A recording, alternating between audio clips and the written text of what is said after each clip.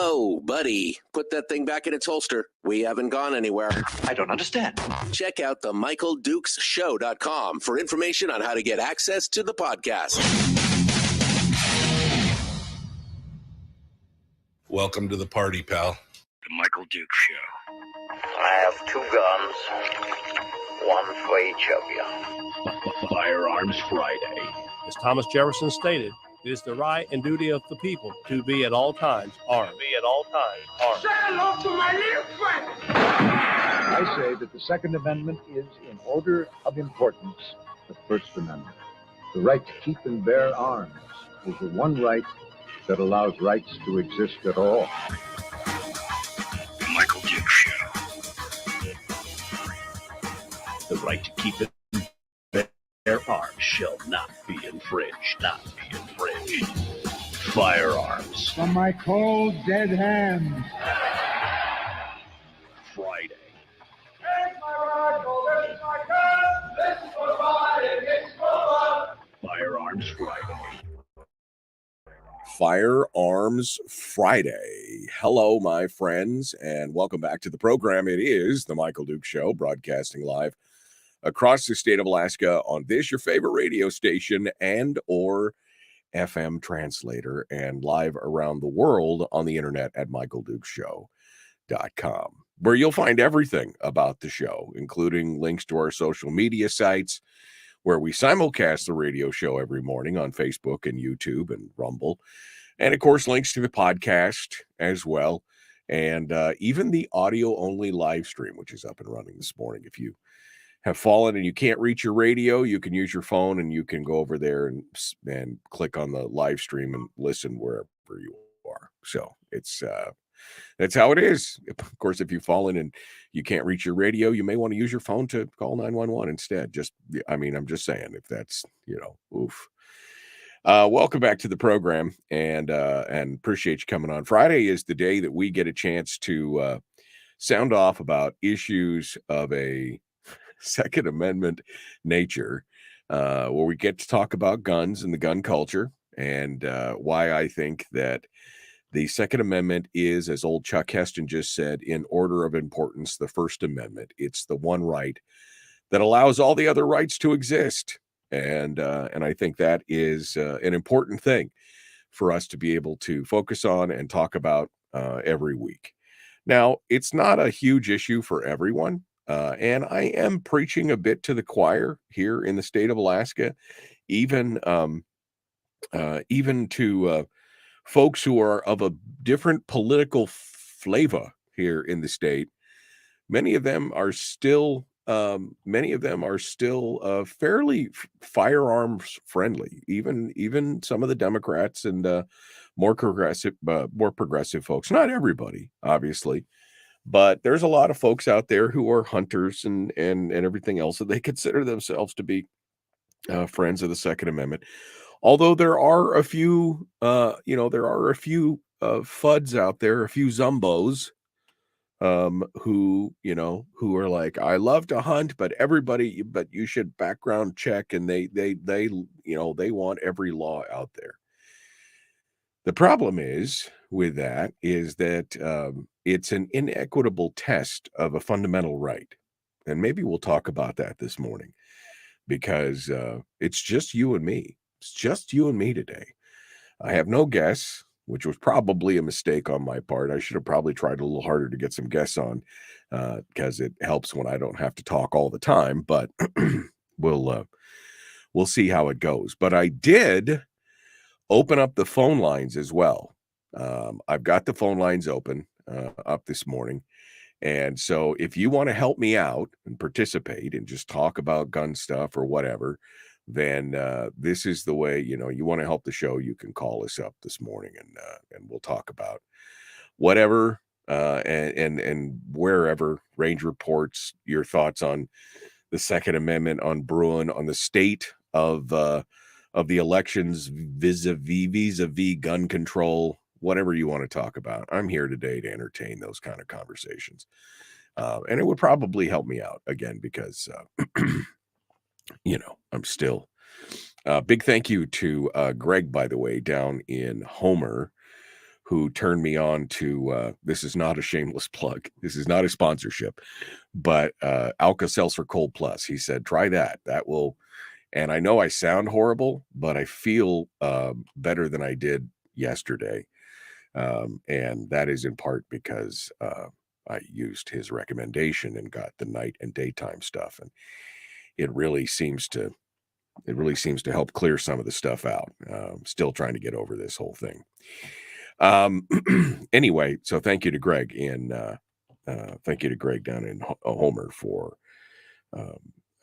giving me the advice. There we go. That's what I was looking. I'm trying to find my words this morning. So it'll be me and you this morning for the majority of the show. We'll take your calls and just chit chat. It's just a hangout today. I like to think about it as that morning, not morning. I like, the picture that I get. A picture that I get is that old town, where they've got the hardware store or the trading post, and there's a bunch of old farts sitting around a pot-bellied stove on a cold winter morning, and they're just drinking coffee and kibitzing. That's kind of how I picture it. I mean, did I just paint us all as kind of grumpy old men hanging around a stove? Maybe. But if the shoe fits, man, that's what I'm saying. If the shoe fits, maybe we should be doing that. But we can just hang out today and talk about some of the different stories that are coming up around there.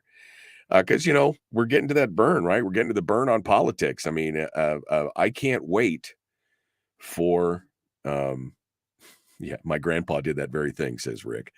My grandpa did. Yeah. I mean, we've all seen it, right? It's not just a picture in Mayberry. It's not just on the television or in the old movie. We've all known guys who've done that, who've hung out at, they kind of just sit there and they share their life's, experiences and hang out and drink coffee and smoke cigars or pipe or whatever, or just kind of hang out. And it's just, it is what it is. So, but, where was I? Oh, well, we're going to finish up. Sorry. That's where I was. We're going to finish up with Willie Waffle from wafflemovies.com. He's going to be joining us, in hour 2, and we'll finish up the show with that. Yeah. Yeah, Brian says we are past the burnout phase. That was mid-September, and now we're into the full-on. I mean, I wish it would pass from it's always right. The pain is always that burning, and then you get into the numbness. I wish we could just kind of get into the numbness, right? Is that what it was all about? Man, is this the last Firearms Friday, Brian? I don't know why you would think that this is the last Firearms Friday. I have no inclination to shut this down. I think this is still an important part. I mean, I could tell. Here's the interesting things. Because I broadcast the show not only on the radio, but because I broadcast it on Facebook and YouTube and Rumble, I can see the metrics of how many people watch and how many people interact and things like that. That's one of the cool things about doing stuff on the social medias or the digital side of things, is you get some immediate reaction.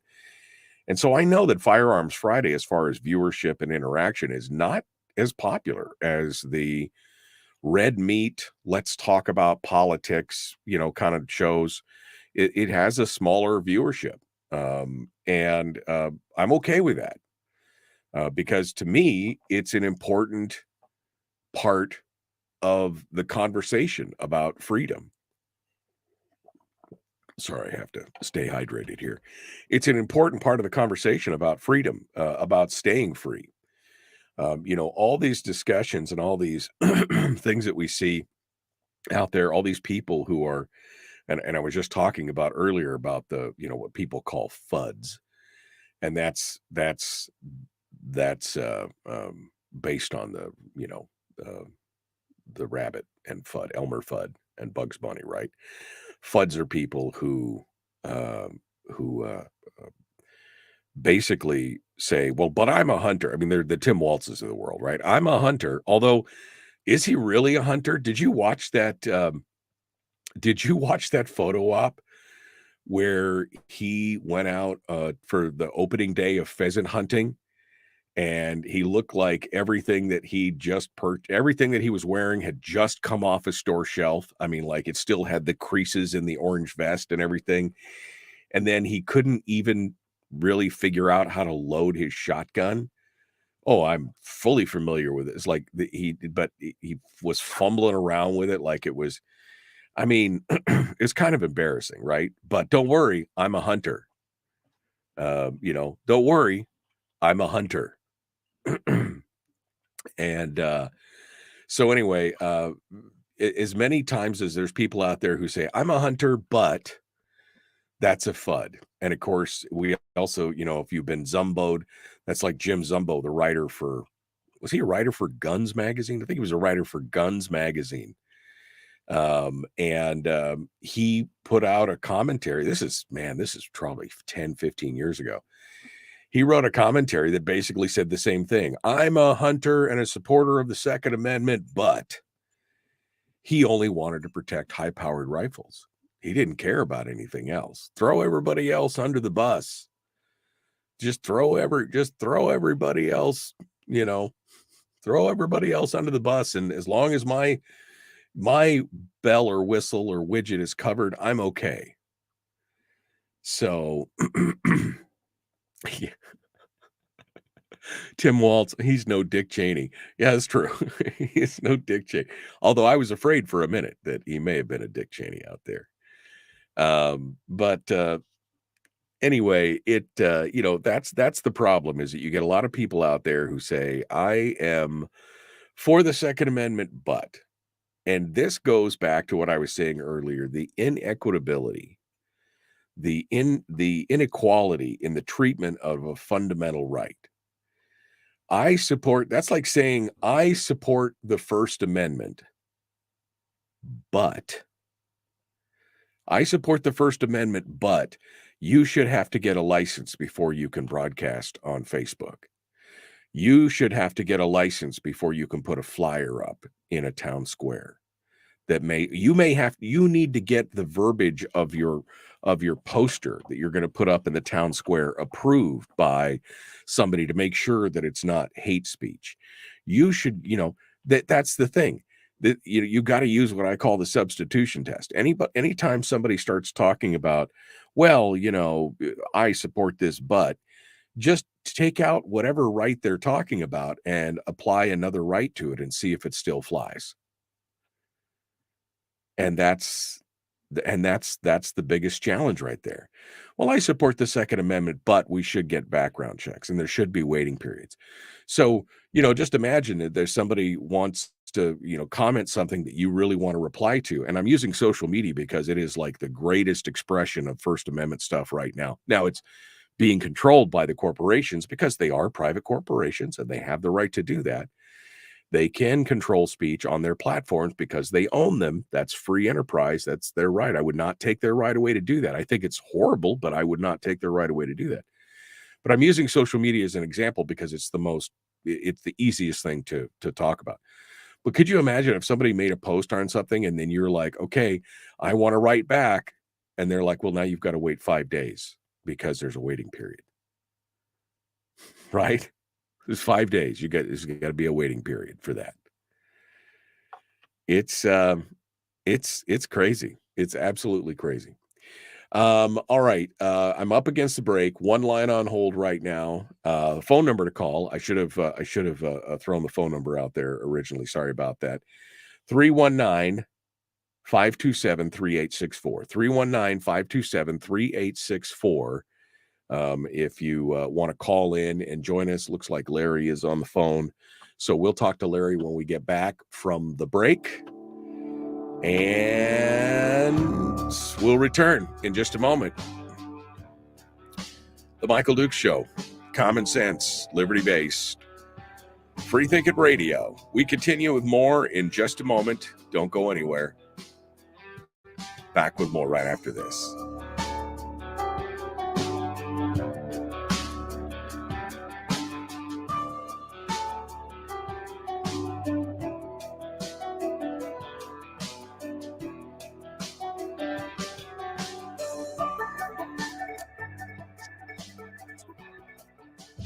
If you missed the show, you can listen to it on your time with Dukes On Demand. Oh, and it's free. Like America used to be. Streaming live every weekday morning on Facebook Live and MichaelDukesShow.com. Okay, we are in the break right now, and we're going to check in with Larry in the chat room, in the Larry on the phone. Sorry, that was my thing there. We're going to check in with Larry on the phone real quick, and we'll see what make sure that he's ready to go, and then we'll take his phone call when we come back on the air. So let's check in with Larry and see what he has to say. Good morning, Larry. Are you there? Yeah, Mike. Yep. All right. Yeah, Good. I just want to make Larry Poland here in North Pole. Hey, Larry. Fairbanks area. Yep. All right. Well, hold the line, Larry. Don't go anywhere. I'm gonna put you back on hold. One thing I was gonna mention, you're kind of breaking up on the phone, but I could hear you real well on the radio. Okay. Well, then good. Well, the phone is probably because it's coming back to you over the internet. So just hold the line, Larry, and we'll be back to you. And when I come back out of the commercial break, you can listen on the radio during the break. And when I come back out of the break, you can turn your radio off, and we'll continue from there. So hold the line for a second. There. Okay. Brian says, did you see the Kibbe parody using the Bond franchise? The Matt Kibbe parody? I've not. I've been a little busy. I haven't did too much ancillary stuff here lately, so I'll have to go out and take a look at that. Was that at Free the People, or was that on his website? I'm interested. Inquiring minds want to know. I'll put it in my watch queue as we go through. Frank Tomaszewski's out and about waving signs this morning. He says, wave and honk as you drive by us sign waivers at Johansson and Steese. So go over there and do that. It was for the masses. Okay. Brian says, early voting at the Division of Election in Wasilla was reasonable yesterday, only a 40-minute wait. Did you go to the main down on Bogart, or did you go downtown, Brian? Where'd you go for that? Good morning. Richie said, Richie lived in Minnesota. He just came up. I think he just moved up here last year, if I remember correctly. Richie, you can correct me if I'm wrong. He said, I moved from that state, which was Minnesota. I grew up there and finally got fed up and voted with my feet. Tim Jong Waltz is a buffoon. I worked and lived in the aftermath of his poor governing left there. That idiot should be anywhere near any type of firearm.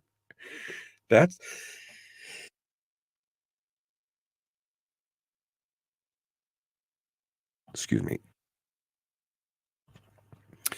That's kind of the feeling I got when I watched him on that video with that shotgun. I was like, wow, that guy should not be. No. Soundtrack on Rumble breaks up a lot, especially on the cat turd replays. What? So apparently Rumble is not getting the audio on Rumble is not great, but on the cat turd replays, what? Okay, that's either autocorrect that is. I've just inquiring minds want to know what, Teresa. What is a? Don't make me laugh, please.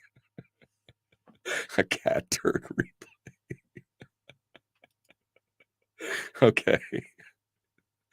And Richie said 3 years ago, best 3 years of my life so far, he said. Oh, Cat Turd is a podcaster. Oh, he is. Okay. And Barbara's like, dude, you don't listen to Cat Turd? No. I have never listened to anybody who has sorry. You guys apparently are all in the know. You guys are all talking about it, and I'm over here giggling like a schoolgirl over the cat turd. Okay. All right, we got to go. We're about to rejoin here. Larry's on the line, but the line is open for any of you that want to call in this morning at 3864. Let's jump on over here and get things ready to roll with Larry from North Pole, the Michael Duke Show, common sense, liberty-based, free-thinking radio. Here we go. 4 seconds.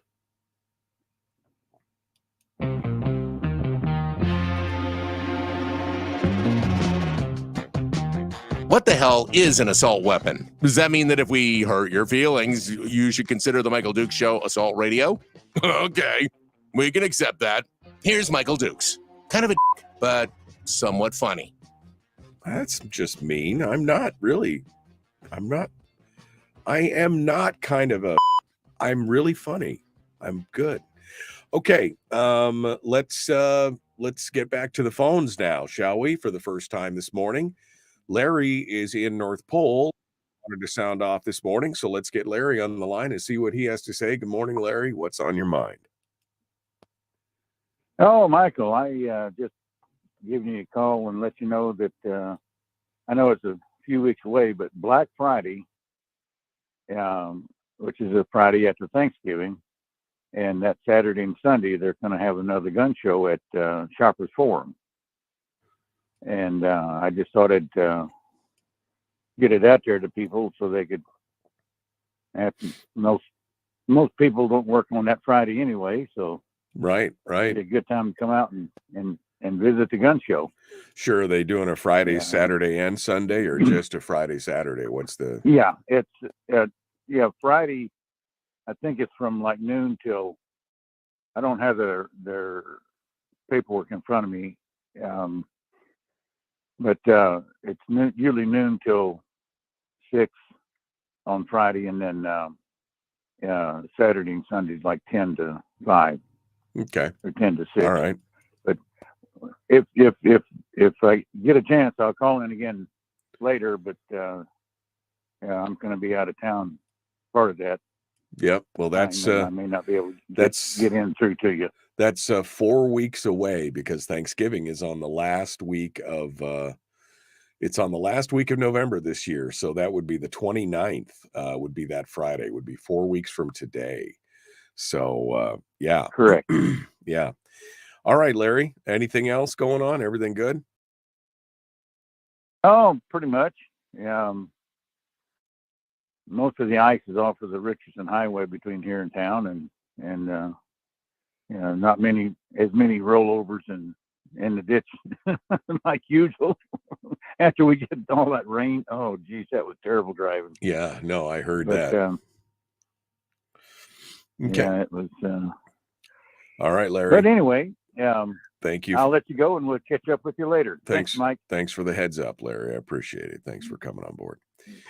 Right. All right, that leaves all 4 lines.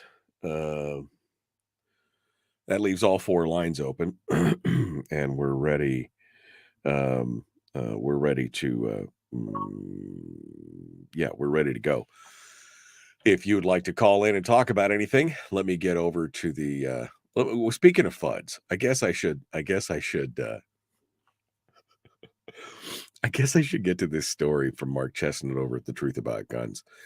I don't know if you've seen this video. This video is actually out there of them watching this. And this is what happens when you stage a photo op, right? A photo op with somebody who's not ready, who's trying to show off, and who is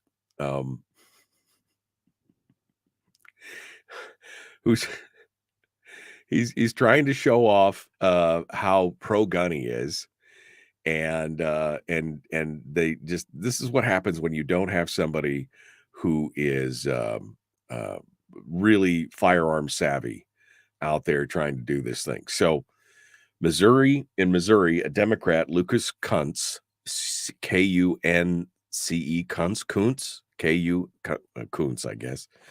He's a candidate for Senate, and he's a former congressman. He's a candidate for Senate. And there was a former congressman who's now a CNN commentator, Adam Kinzinger. They held a media event at a private shooting range in Holt, Missouri. So with the media in tow, Kuntz, who's trying to unseat a Republican Senator, Josh Hawley, set out to prove his marksmanship in a sure way, for they're just a way to prove that they're not anti-gun and anti-Second Amendment is to go to the range. Now they're both of these guys are military vets, so you think that they would be aware of some of the challenges, problems, and potentials of danger when you're at the range like there, especially when they're shooting AR-15s. But they didn't do that. They were shooting steel targets at a range of about 30 feet. And not just with an AR-15. The pictures I'm looking at looks like one of them, Coons himself, is been shooting was shooting an AR-10, which is 308 at steel targets at a range of about, I don't know, 30 feet maybe. And it turns out that probably wasn't a great thing because given the propensity for bullets to ricochet or fragment off of hard surfaces, one of Kuntz's bullets bounced off the steel target and hit Ryan Gamboa, who's a Kansas City television reporter, in the arm. They managed to patch him up on camera, apparently. And then the range session continued. I mean, now imagine, this is the kind of stuff you just can't. And in fact, in one of the pictures, they've got not Kuntz, but Kinzinger shooting with his ear protection in, but his eye protection up on his head. So imagine getting a ricochet back into your face on something like that. But again, this is just one of those things where it's like, we're going to prove. And in fact, they put the post out on X that was like, great day at the range with my friend Adam Kinzinger. We got to hang out with some union workers while exercising our freedom. I mean, it's just the posing on this kind of stuff. This always reminds me of that video of the ATF agent who's in the school trying to show the kids there the gun safety and how he's, the only one who's qualified to handle this gun. And then he proceeds to shoot himself with a hot round that's in the chamber, right? He shows them that the gun, I'm sure that he drops the mag, gun's empty, blah, blah, blah, and then shoots himself in the foot. And then tries to continue the demonstration and the orientation after that. If you've never seen that video, that is just proof positive that there are people out there that just should not have guns. I mean, 100% true. 100% true. There are people out there that just don't, but they shouldn't be using their position to try and lord it over us with that kind of stuff as well. But it's one of those things that I just love these photo ops where they go out, all the guns are laid out on the table, and they tell people, "Oh, we're for your rights. We're for gun rights, but there should be a background check and should be safe storage. And you don't need a 30-round magazine to go target shooting. And you don't need man, you know what I need when I go target shooting? I need a beta mag. I need a beta mag. It's like 100-round mag, 150-round mag, depending on what kind of gun you're shooting. When I'm target shooting, that's what I want. That's what I want to do. That's what I want to do. Yeah, that was a shooting range, Brian. That was apparently a shooting range just outside of wherever I said it was, Holt, Missouri. It was a private range. I mean, it's obviously not a professional range, but it was a private range. So, anyway, so that was, but again, this is what happens over and over and over again. We see these photo ops where, they wrap themselves in blaze orange to try and, because I'll be honest with you, blaze orange never did a thing for me. When a candidate wraps themselves up in blaze orange or in camouflage, you saw all those Waltz and Harris hats that were in camouflage and stuff. And I'm like, that doesn't do anything for me, guys. You can try and decorate yourself up and say how pro you are. I mean, even Kamala was doing it, right? I mean, now I have a gun, I have a gun, and you come in my house, you get shot, right? But she also said, you can't forget all the stuff, everything else she also said. She said they could come into your home. If you have a gun, if you own a gun, that gives them carte blanche to enter your home. And just because you legally possess a gun in the sanctity of your locked home doesn't mean that we're not going to walk into that home and check to see if you're being responsible and safe in the way you conduct your affairs. And again, don't forget that it was Joe Biden who told people that you don't need a 30-round magazine. You just need a shotgun and just rack that thing and shoot 2 blasts in the air.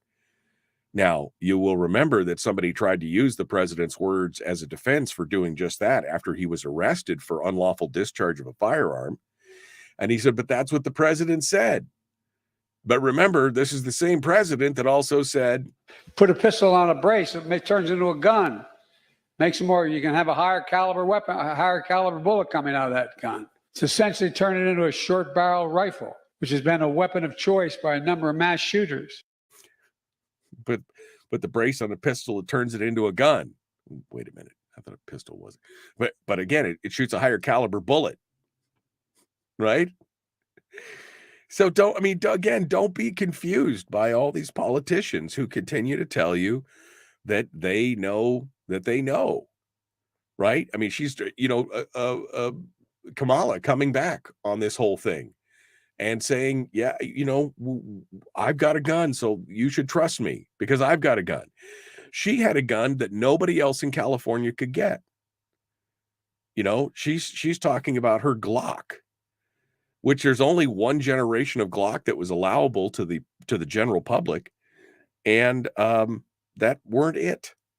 That weren't it, folks. But don't worry, it's one rule for thee and another for me. So while this may not be an issue for many voters, I know some who it is an issue of. And just so that I don't let Donald Trump off the hook on this thing, he's also the guy that said, we'll just take the guns and worry about due process later. He's the guy that banned the bump stock that was then overturned by the Supreme Court later on as unconstitutional. There's a guy who has a knee-jerk reaction to certain things and acts like he's a friend of the Second Amendment, but he's a populist. And so he's just trying to read the room and do whatever the room wants him to do. Okay? So, not again, I think he's better than the alternative, but he is not the end-all be-all, folks. He is not the end-all be-all. So be aware and be aware and beware of politicians that are going, yeah, and then thank you, Fat Ray. And then Mary Peltola, I said Nancy Peltola, and then Mary Peltola is endorsed by the NRA of all things. Yeah. I mean, it's politicians. Politicians will say anything to get elected. They will kowtow to any interests. They will tack to the center on any issue as a way to get elected, and then you will forget all about that 2 years down the road or 1 year down the road or 4 years down the road. That's what's going to happen. All right, we got some other stories that we're going to get to, but we also have some phone calls, and I see Fred is on the line from Rhode Island. Fred, be patient. We'll be with you. And I see Terry just joined, but we're going to take a quick break. And so when we return, we'll take your phone calls, and we'll be talking with you here in just a moment. Don't go anywhere. 319-527-3864, The Michael Duke Show. Common sense, liberty-based, free thinking radio.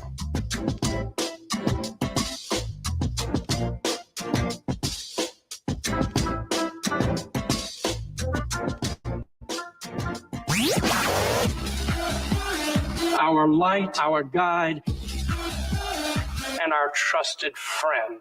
Michael Duke Show.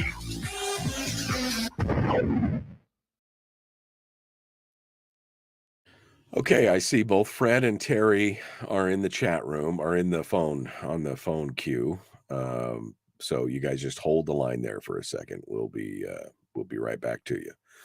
Okay, I know is you guys keep going on and on about this. Well, maybe not now, but I'm looking back in the I'm looking back in the chat here. Okay.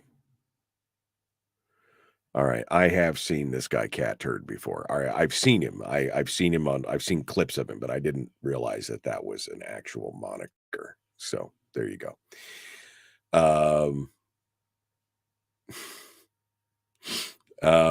Sounds good here. Week Sears says, I think maybe it sounds hood. I don't know. Maybe we sound hood. Maybe he's saying it sounds good. I don't know if that's a thing or not, but sounds good on Rumble today, says Appalaskan. So Rumble must be doing something right. I don't know. The audio is going the same to everybody. So, Week Sears says it was good. Good. Not hood. Although I could have sounded hood, but it sounded good instead. All right. Yeah, say that name 10 times fast. Kuntz was that. I mean, I chose the more polite. I mean, I don't know how you pronounce it.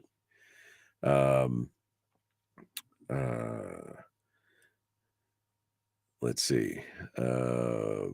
That scope. Yeah, I know. The guy's shooting a target 15 feet away with what looks like a 20 power scope or something on the thing. I mean, it's like, why are you? I mean, and he's got his eye protection off. I'm like, why are you shooting oh my God, you guys, and shooting steel with an AR-10 308 at,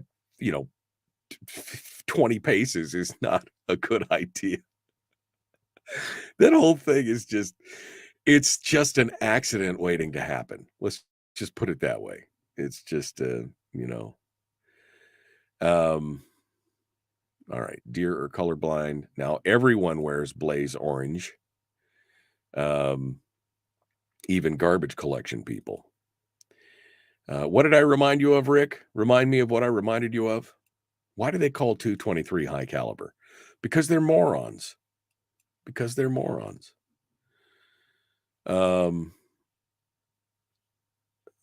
Richie said he would be interested to hear Trump's perspective currently, though. Trump's perspective currently would be whatever is the most popular amongst his constituency. That would be whatever his perspective is currently. I don't think he has any. He has no. I think he's personally ambivalent. He's had the ability. He's had the ability to be armed himself when everybody else couldn't be, and everything else. He doesn't understand. I mean, I think he's ambivalent, and he says because that's what his people want to hear. So, and yeah, he was overturned by the Supreme Court that he appointed. There's some irony for you,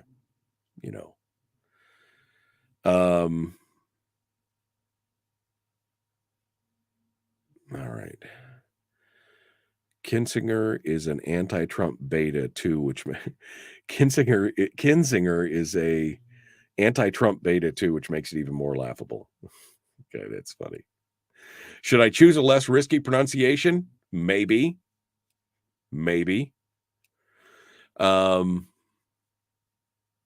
Yeah, there was that Navy commander who got relieved for the backward scope photo op. Did you ever see that?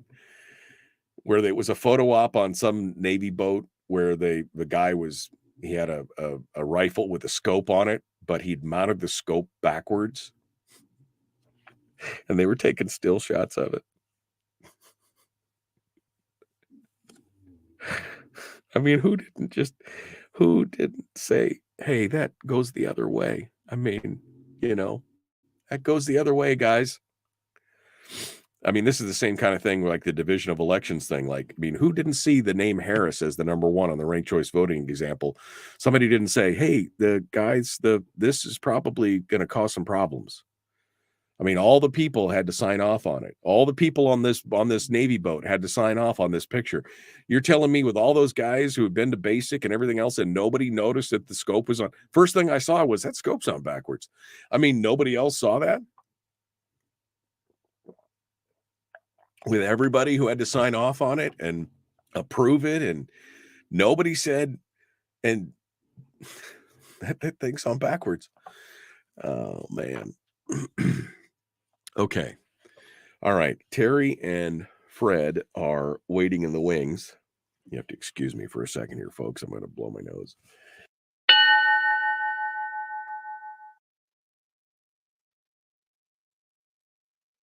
All right. Sorry, I had to get rid of that. We're going to jump into it.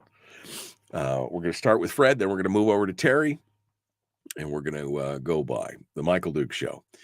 Common sense, liberty-based, free-thinking radio. Like, share, subscribe, ring the bell. You could share it wherever you're watching it. You could share it to your social medias. Do it right now. For all the pain I'm going through, do it. Here we go.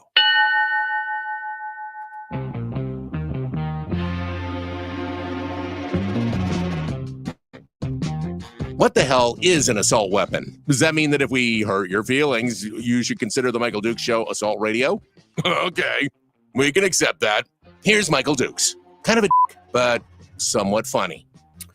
He's still being mean to me, guys. He's still being mean to me. I don't know what the deal is. Let's go over to the phones, though. Fred is over in Rhode Island, and he calls in every week, listens to Firearms Friday out there on the East Coast via the interwebs. Let's see what Fred has to say this morning. Good morning, Fred. How are you? Good morning, Michael. Hey, it sounds like you get whacked with the old man winter disease. Yeah. He's a little nasally these days. How you been? A little bit under the weather, but every day above ground's a good day, Fred. What's on your mind today, my friend? Yeah. Well, I guess that's what happened to you last week. I guess I was looking forward to talking to you, and I guess MIA, but understandable. Last week, hope you're feeling better soon. Yeah, last week I actually calling in today is you're actually right. These politicians, they want to come across as two-way positive, two-way supporters. No, we're not out to take your guns away. We're not out to restrict any of your two-way rights. But damn well, this is not what they're after. I mean, this is the BS line to get the votes, and after that, you're under the bus. This is. If anybody falls for that, you really got to have compare your shoe size to your IQ, and I think the shoe size is going to come out on top every time if that's what you actually believe. Well, I mean, yeah, it's very possible, but I mean, look, people do buy this kind of stuff. That's why they do it, Fred. There are people out there who are, busy living their lives. They don't live in the whole political world like you and I probably, who are paying attention to a lot of this stuff. They're just living their lives, doing their jobs, doing what they do. And then when they see the photo, the 3 seconds of the photo op, they go, oh, he's a hunter too. Oh, she's a shooter too. So that makes me like her more, or that makes me, or somebody who's maybe is undecided, who's an independent, who said, I wasn't sure who I wanted to vote for, but I see they're a hunter and I'm a hunter. And they don't watch the whole thing. They do it because it works. Only when it fails spectacularly does it show up for what it really is, like watching Waltz trying to load that shotgun, or watching this guy shoot and ricochet and hurt somebody, realizing that they don't really know what they're doing. Only when it comes apart like that, do you realize how false a lot of these things are.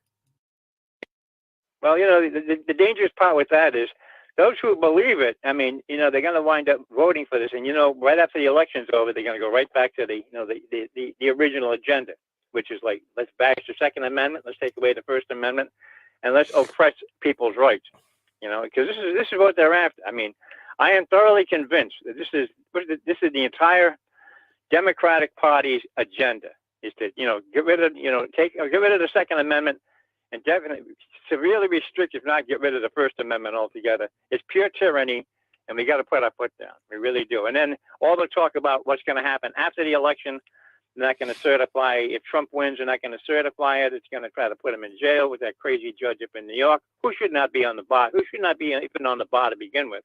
But, they keep him on there just for this purpose of political sabotage. And, it's going to get really stupid. It really is. The way things are going. I hate to see it happen, but I mean, we got to put our foot down, and people have to rise up and say, we are not going to accept any shenanigans by the DNC or these crazies. I think we've had enough. The minority does not rule in this country. It really doesn't. If they are the minority, they try to come across to the majority. And this is what they've been trying to, force down our throats for years. Right. I think it's time to say enough is enough. Well, I mean, I'm not too, I know there's been some rumblings and some rumoring going around about how they're not going to, I don't see how that would happen. I mean, people are going to be upset. You know, yeah. Will there be rallies or, you know, sure, probably. Maybe there'll be riots? Maybe. I don't know. But it just depends on which way this is going to go. I think people are getting themselves spun up about this a lot in certain ways. But you're right. People are going to speak, and we'll see how much they speak. We'll see how strong, because right now it's showing that you know, that Trump has got the edge in most of the swing states, and that they're putting it ahead. Nate Silver over at 536 is saying that it looks like he's going to probably walk away with this, but we'll have to see what happens. You know, again, Well, I agree. I totally agree. You know, it's a wait and see game. The thing that gets me is, though, I mean, the way they go after the Second Amendment, it's all BS. It's all crap. You know, it's based on nonsense, foolishness, and total misinformation. But this is what they're doing. And you know, it's not. I fear for where this country's going, and the fact that we're being hit from the outside. We're being influenced by either China or Russia or some other billionaire globalist. You know, people have got nothing better to do to screw up everybody else's life. Right. You know, I think we're being hit from all sides. You know, on this issue, and we gotta say enough is enough of that. Right. You know, and start calling them out. We really got to start calling them out, exposing them for the liars, cheats, and thieves that they are. And they are liars, cheats, and thieves. That's the only thing that keeps them going. Well, yeah, I think you've just described, Fred, every politician, regardless of party at this point, is that they're all at some point liars, cheats, and thieves, it seems like. I mean, I can't paint with quite that broad a brush, but there's a reason that the caricature of the average politician is, if their lips are moving, they're lying. There's a reason for that, because that's how people feel over and over and over again, and that's what's been proven out. Any final thoughts, Fred, before I let you go? No, I think that pretty much wraps it up for this week, I guess. All right, Fred. Well, last week I was on vacation. I had to take the weekend off because I had something else going on. So you just didn't get the notification because you only listen to Firearms Friday. So there you go. All right, Fred. Thank you for calling. Okay, well, hope you're feeling better. Hope you're feeling better next week. Thank you so much. Appreciate the call. Let's go over here. Terry's been on the line for a little bit here. Terry, what is on your mind? Good morning. Good morning, Terry. What's happening? Well, you mentioned the NRA before the break, and I just thought it was really interesting. I've gotten a postcard in the mail for my dad, and he was a lifetime member of the NRA. And the NRA is so behind the times. The postcard is supporting Jess Sumner, A-rated and NRA endorsed. And this was like 2 months after Jess Sumner dropped out of the race. The NRA doesn't know what the heck is going on. And I just thought it was really ironic that I got this postcard endorsing Sumner after he dropped out of the race. You just got the postcard for supporting Jesse Sumner, who dropped out way back in early September, right? Because the deadline for dropout, I think, was what, the 2nd or 4th of September or something. So here we are 2 months later. I'm surprised the card doesn't say support Sumner and Peltola. That would be the only other way they could have made it more idiotic at that point. I mean, the NRA it's unfortunate. It is really, truly unfortunate, but it is so out of touch with what's going on at the grassroots level with people who are in the trenches and what's happening. It's astonishing. It is absolutely astonishing. You should send me a picture of that, Terry, because I'm going to send that to some of my friends who are close to the NRA board and ask them what is happening. What is happening? And tell me the date that you got it, so that I can document it and send it to them and say, because somebody needs to be fired. I mean, somebody at the NRA. And this is, I'm sure, is the NRA ILA, probably the league, the legislative action, the PAC group. I mean, somebody needs to be fired. They endorsed Peltola, and then what? Go ahead. Political Victory Fund. Yeah, Political Victory Fund. I'm sorry, not the ILA. Right? It's the Political Victory Fund. Yeah, I mean, these are the people who, I mean, they're spending how many flyers went out over something like that, right? I mean, it's just crazy. Well, I got 2. You got 2. Okay. Well, if you would snap a photo of that and email it to me, and I will, sure. I will send that off to some folks who are in the know, and maybe we can roll some heads over that. That's crazy. That's crazy. And they're spending their members' money on this kind of uselessness and this kind of stuff. All right, Terry. Well, thank you for the heads up on that, and I appreciate it. I look forward to getting it in the email. Thanks so much. Blew my mind. I mean, really, I thought it was bad that they were going to go ahead and endorse Peltola, but they're endorsing people who have dropped out of the race 2 months ago. I mean, what? I mean, what? How do these, this is ineptitude at so many, why did somebody at the Division of Elections not get fired over the sample ranked choice ballot with Harris as the number one choice? Why didn't somebody get fired over marking Mia Costello as a Democrat instead of a Republican? Now, they sent out replacement pages, but how much did that cost? How much did it cost to reprint all those sample ballots? I think Don Ardwin said it in the chat room the other day that it was like $2.5 million. If I made a $2.5 million mistake, I would think that I probably would be fired. I would expect to be fired. And if somebody at the NRA Political Victory Fund can't read a freaking spreadsheet and figure out who dropped out and who didn't,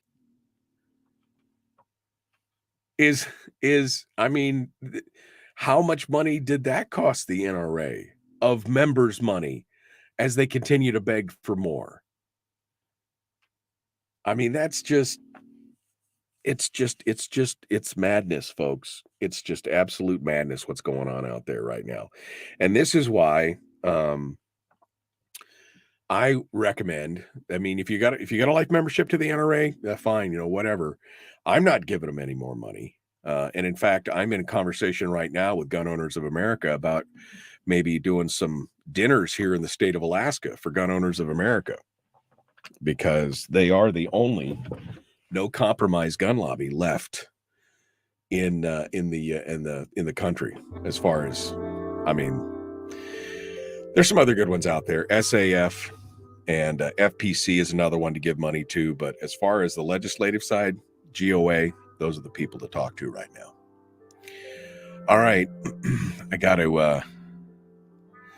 go. We're up against the break. We're going to be back with more here in just a moment. Don't go anywhere. The Michael Dukes Show. Common sense, liberty-based, free thinking radio. Hour 2 is dead ahead.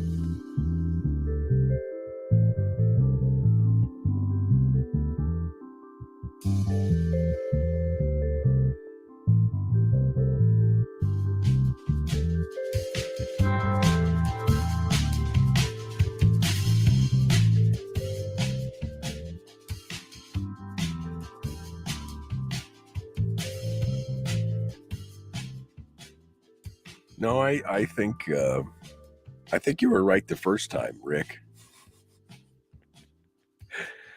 I think you were right the first time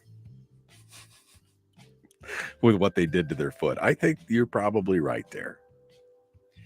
Yeah, I'm in a conversation right now with GOA about doing some stuff statewide, but my plate's a little full at the moment, so we're going to talk about it here in a bit. But trying to get something going on here.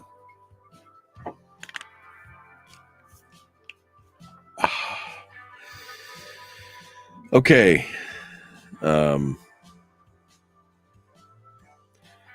Sorry guys, I'm feeling a little funky here. Trying to keep my poop in a group. Let's go on here. Can't spend too much money on dustpans, says Jalen. Yeah, that's what people are using those mailers. They make great dustpans. You just slip it out. I was at the post. I don't hardly ever pick up the mail, but it was like a week ago, 10 days ago, I picked up the mail because normally the kids do it. And that thing was, there had to be 25 hard card flyers in that box. And it was just like, and I was just stacking them and stacking them and stacking them. And the guy was standing next to me, and I looked over at him. He looked over at me, and I went, "This is madness." He goes, "I can't wait for it to be over." Like, you're trying to convince anybody at this point you know, with this blasting to every mailbox, like you're going to convince everybody, you know.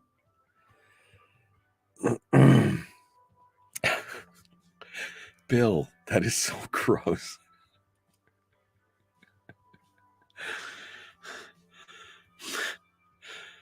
Leave it to Bill. Leave it. He is our resident problem child. He is our resident problem child. That's it right there. All right. Just one more flyer will do the trick. Yeah, that's exactly it. Just one more. You know, I think they would vote for me if I just sent them one more flyer. Make this one a big one. Make it so big they got to roll them up and fold them in half to get them into the boxes. That'll get their attention. Poster size. Make it poster size. I want it to be so big that it's the only thing in their box. Everything else has got to go in a bucket behind. That's what I want. Bill, you're killing me, man. You are literally killing me. All right. Well, on that note, now that Bill has brought me to that location, I'm going to be right back. Don't go anywhere.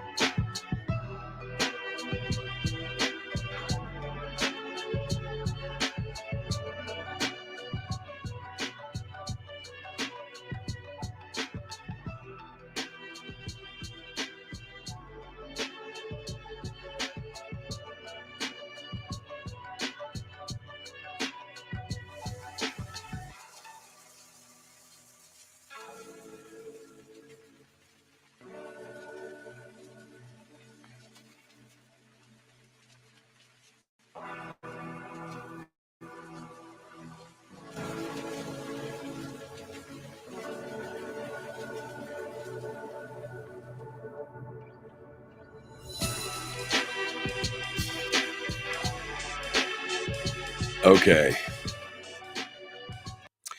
All right, we're back. That was abrupt, wasn't it? But here I am. We're back at it. Ready to go. Ready to go. Turns out I'm all okay. All right, let's continue on here. We're about a minute out from rejoining for hour 2. We got Willie Waffle coming up at the end of the show. And hopefully it's not contagious over the phone. That's all I'm saying. Just hoping it's not contagious over the phone. Phone lines are still open if you guys want to sound off. 319-527-3864. 319-527-3864. GR Hill over on Rumble says GOA, and he says he's currently working on paying my lifetime membership currently to the GOA. Yeah, that's a sweet thing. They'll take payments on it. So $50 a month for whatever it is, a year or whatever, and you're a lifetime member of GOA. And that's the way to do it. If you want to help support a great organization That's how you do it. What are you doing this weekend? Oh, I know what I'm doing this weekend. Jack, are you still in the chat room? I saw Jack earlier.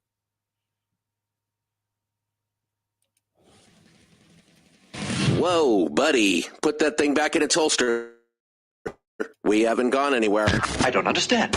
Check out the MichaelDukesShow.com for information on how to get access to the podcast. Welcome to the party, pal. The Michael Dukes Show. I have 2 guns, one for each of you. Firearms Friday. As Thomas Jefferson stated, it is the right and duty of the people to be at all times armed. Say hello to my little friend. I say that the Second Amendment is, in order of importance, the First Amendment. The right to keep and bear arms is the one right that allows rights to exist at all. The Michael Dukes Show. The right to keep and bear arms shall not be infringed. Firearms From my cold, dead hand.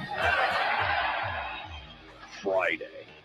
Take my rifle, this is my gun. This is for riding, it's for fun. Firearms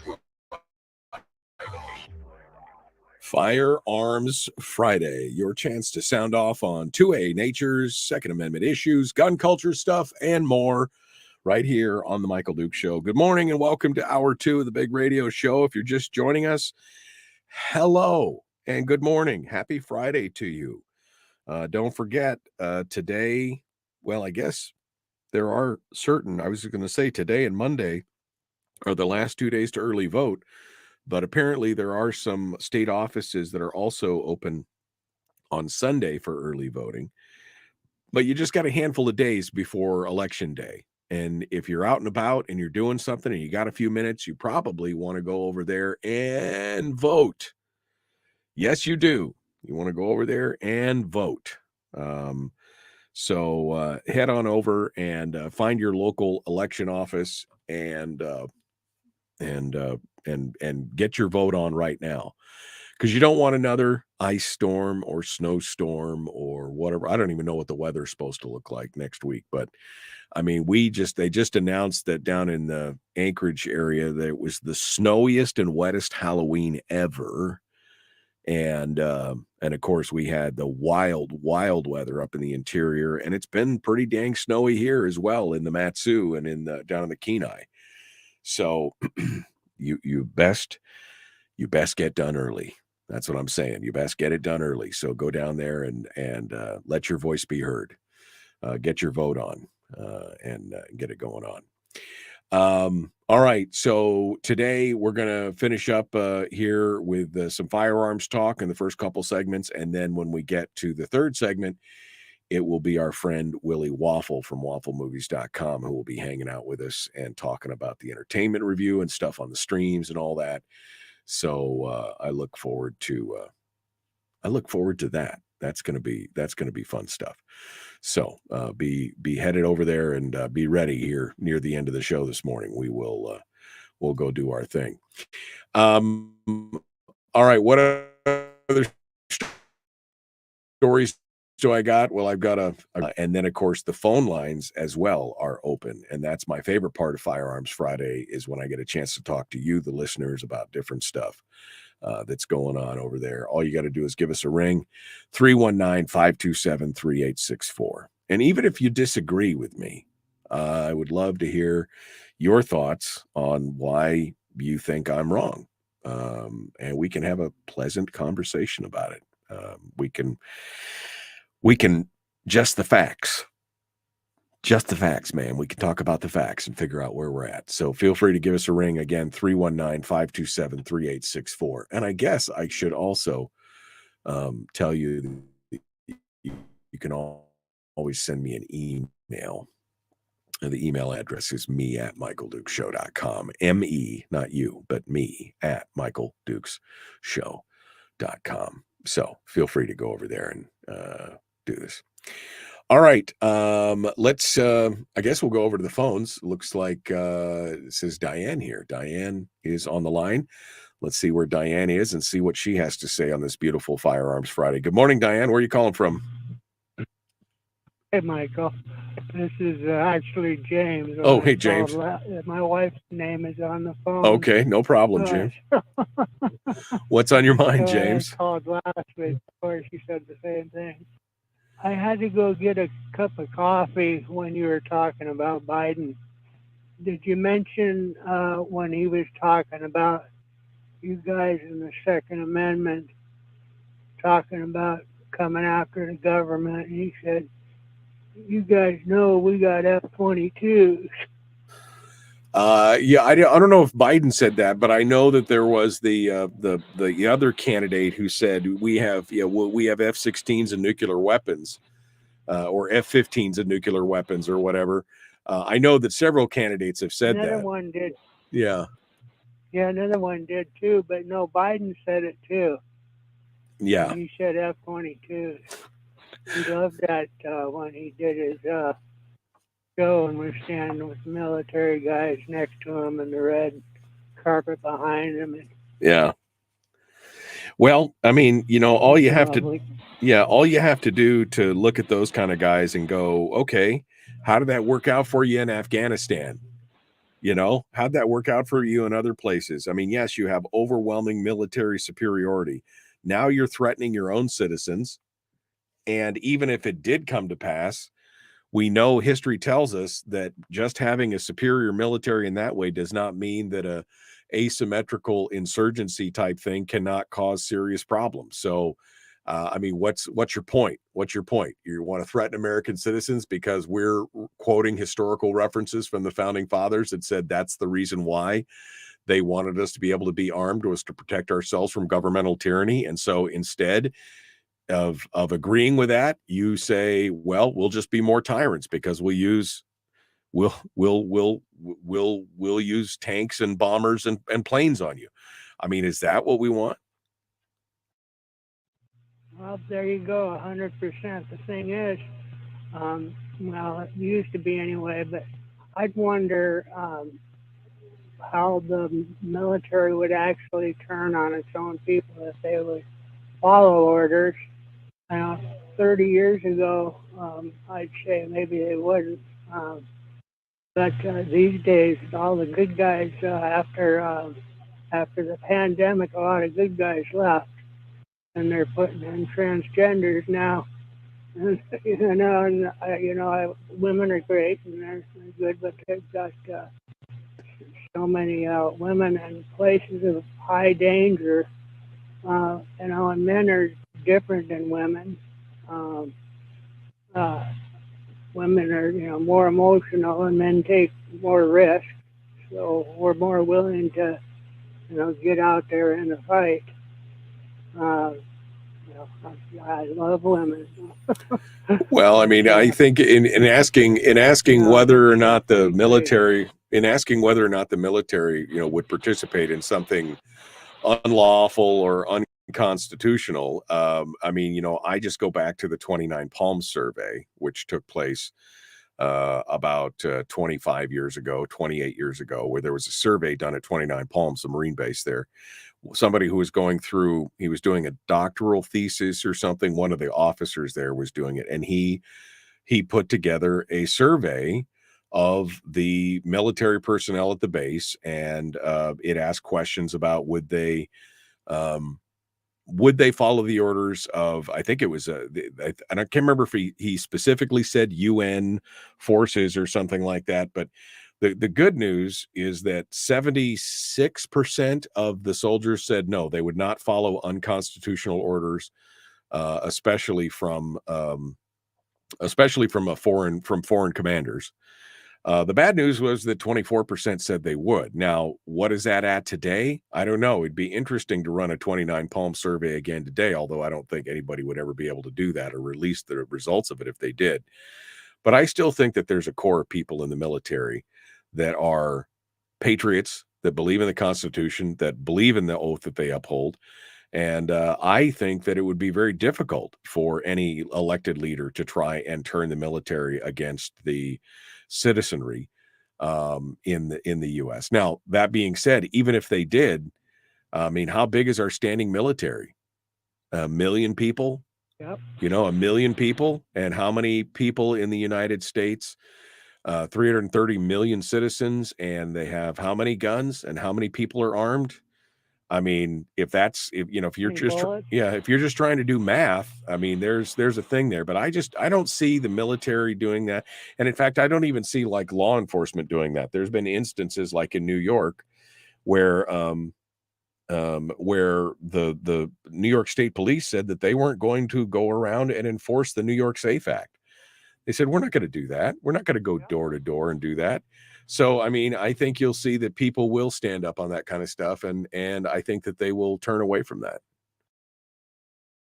No, we have there's always bad apples in a barrel, but there's plenty of good ones. So, it's funny you said 76%.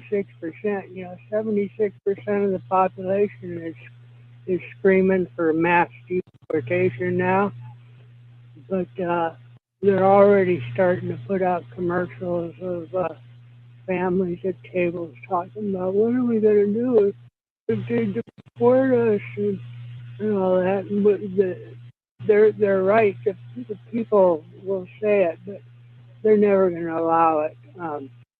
They'll the propaganda campaign is the first time they see a kid getting dragged out of their house. Yeah. Go, well, I don't think we can do this. And if I like we don't do it, if we don't. Yeah, no, I liked the video that I saw the other day of the former head of ICE under Trump when he was being grilled by AOC in a congressional committee. And she's like, are you going to separate families and do this? And he goes, no, we could deport them all if that's what it takes. If they've all come in illegally, we'll deport them all. And she's like, well, you only do that to criminals. And he goes, well, he quotes the U.S. code. He said, you are a criminal if you've come in. I mean, if the whole family's got to go, the whole family's got to go. And sometimes you have to break up families. He goes, if somebody drunk drives and they've got a kid in the car, you got to break that family up. You don't arrest everybody. You do what you got to do. I mean, that just makes sense. And the heartstrings that you're talking about, the heart pulling, that's not going to help anybody. So, all right, James. Well, thank you so much for your call today. I appreciate it. That leaves the phone lines open at 319-527-3864. 319-527-3864. So good news for people in Massachusetts. They had this new case, this new law that's gone in Massachusetts, and it's really making it tough for people to own firearms or forget about carrying firearms. But there's been some other components of their law that has now facing some real challenges. When the Supreme Court in Bruin struck down New York's May issue component, the justices made it clear that allowing licensing authorities the power to arbitrarily and capriciously deny someone a carry license is an infringement on their rights, their Second Amendment rights. They noted that a handful of states also had a suitability test in place, but the majority declared that the handful of states that have a discretionary criteria appear to be operating like shall-issue jurisdictions, but not in Massachusetts, where a municipal court judge in Boston just ruled that an applicant for a license to carry was wrongly denied based on suitability concerns. We'll tell you a little bit more about that here in just a moment. Don't go anywhere. We'll continue in just a moment. The Michael Duke Show, Firearms Friday. Phone lines are open, 319-527-3864. We'll tell you more about this Massachusetts judge and what he's ruled, and why I think it's good news, and why Bruin, in my opinion, continues to save the world. We're going to continue with more right after this.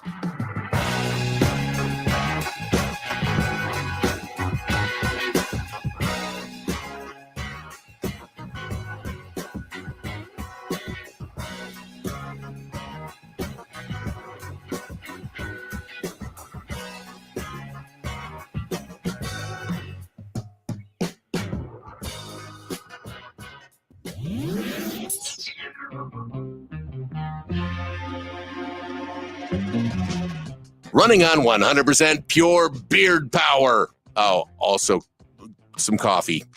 We dip our beard in coffee. Ha, nice beard. The Michael Duke Show.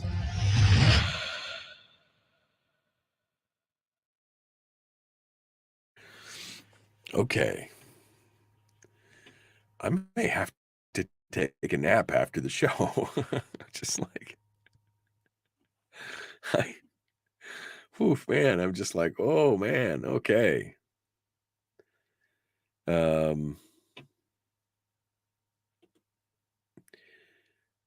Except Brian says, because the military is struggling to meet recruiting goals, so they're allowing military as a pathway to citizenship, which is essentially a mercenary army. They've allowed military as a pathway to citizenship for quite some time, but I guess they are accelerating that program.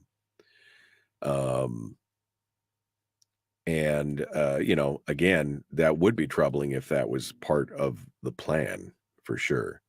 Fat Ray says that 29 Palm survey 28 years ago does not apply. I mean, I'm saying things have probably changed, but that at least gave me some hope.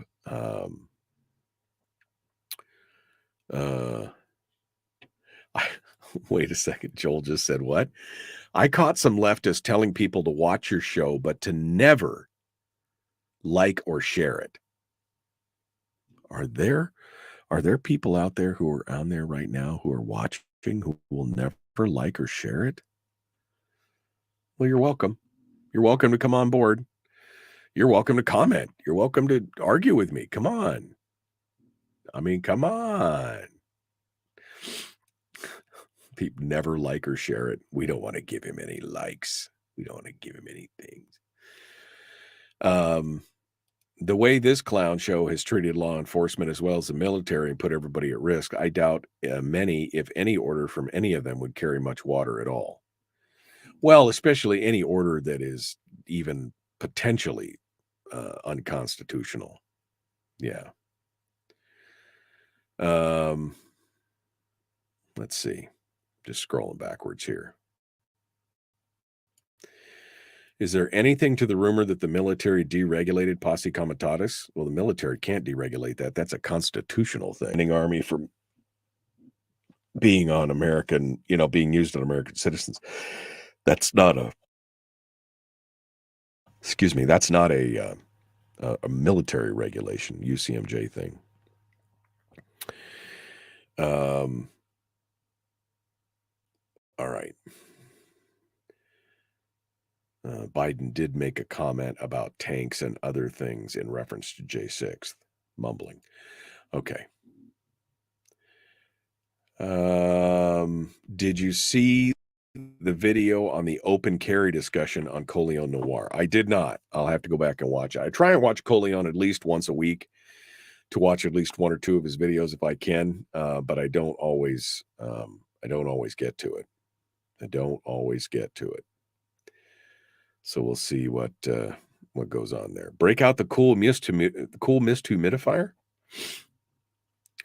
Cool mist humidifier won't do me any good. I use a CPAP anyway, and I've got a warm mist humidifier strapped right to my face, so that takes care of that.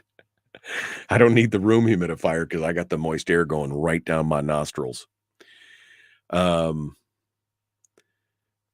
Yesterday, Trump said he's going to fire the generals responsible for the Afghanistan withdrawal. Trump says a lot of things, guys. I mean, that guy could win if he would just shut up sometimes. I mean,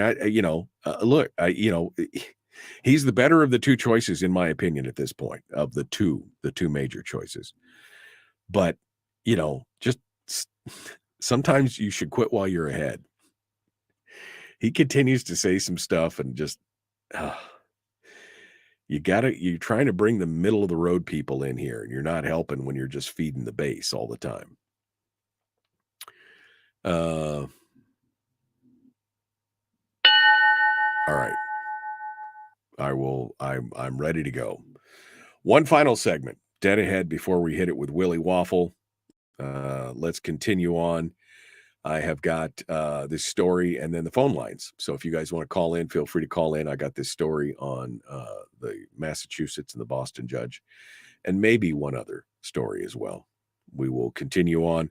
The Michael Dukes Show, common sense, liberty-based, free-thinking radio. Like, share, subscribe, ring the bell, do all that stuff. Let's get to it. Here we go.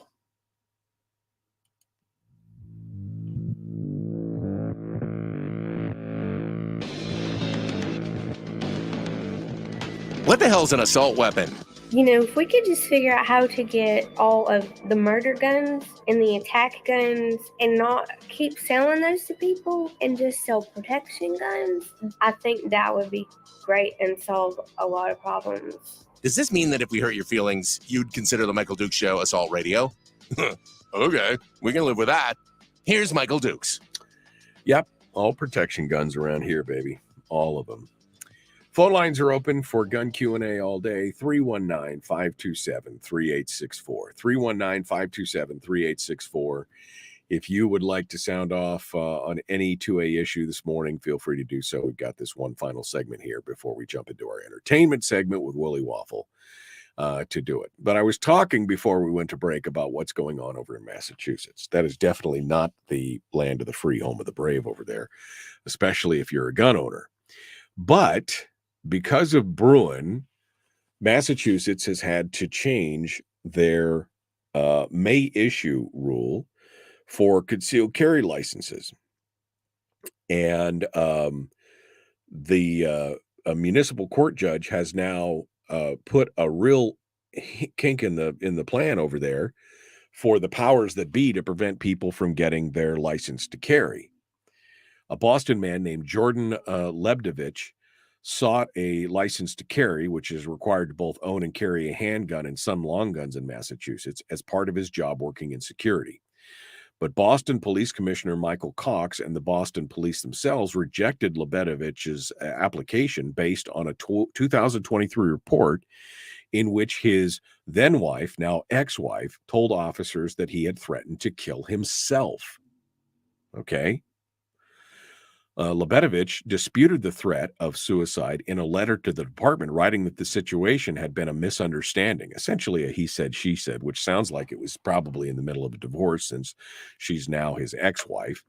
He filed a legal petition in municipal court, which landed before this judge, whose name is Synot. The judge initially ruled in favor of the police department, but reversed his decision the next day, ordering the department to issue the license. Lebedovich did not return calls seeking comment, but Synot rejected a police department motion to reconsider the case, finding that legal precedents the department cited to justify the license rejection are no longer valid under Bruin. Yes. In a brief handwritten decision, he ruled that the Bruin case effectively removed the police chief's discretion in determining Lebedovich's suitability for the license. Synot wrote, quote, the unsuitability standard is the same as the May issue discretion rejected by Bruin. Now, following Bruin, Massachusetts authorities issued guidance to the police department saying that they could still enforce portions of the law that deny gun rights to convicted felons, and that give police chiefs the power to reject licenses for unsuitable applicants who may pose a risk to public safety if armed.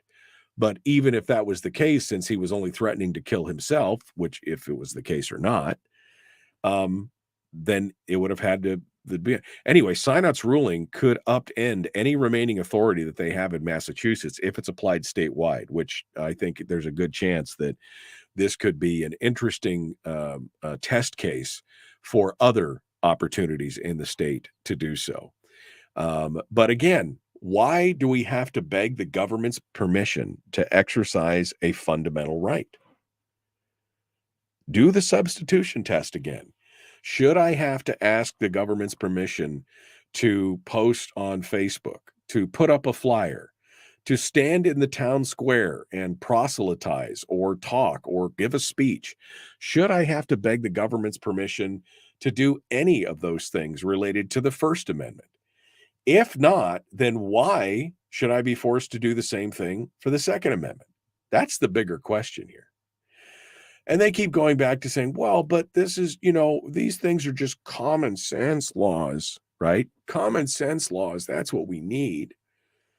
But these common sense laws, we understand that they just don't work, folks. They do not work. You want a prime example? Tom Knighton over at Bearing Arms has got one. He said 2 men in Cincinnati 2 men are under arrest and accused of crashing a stolen vehicle into 2 stores and then stealing guns early Monday. The Green Township Police, the Cincinnati, the Chavoy, and the Green Township Police all responded about 1 o'clock in the morning to a pawn shop on Harrison Avenue, where they found a stolen blue Hyundai crashed through the front entrance of the business, which is an FFL dealer. Police say that 20-year-old Jaharian Kirkula and 18-year-old Wayne Griffiths, along with a third suspect, ran inside the pawn shop, smashed display cases, and stole guns. Now, the store manager was there at the time and fired 8 shots from an AK at the suspects. The 3 men ran from the store, taking 6 guns with them. Now, this is not a new thing. You're seeing this all over the country, these smash and grabs where they steal a car or a truck and they drive them through the fronts of the buildings, because usually these gun stores, they got bars on the windows, they got everything. I mean, they're pretty, they're pretty loaded down. And what you're seeing them drive through the front of the building to circumvent all the security. And then they have a second vehicle there where they load up all the guns and they run away. Now, luckily, the store manager was there and was able to repel them. They only got 6 guns.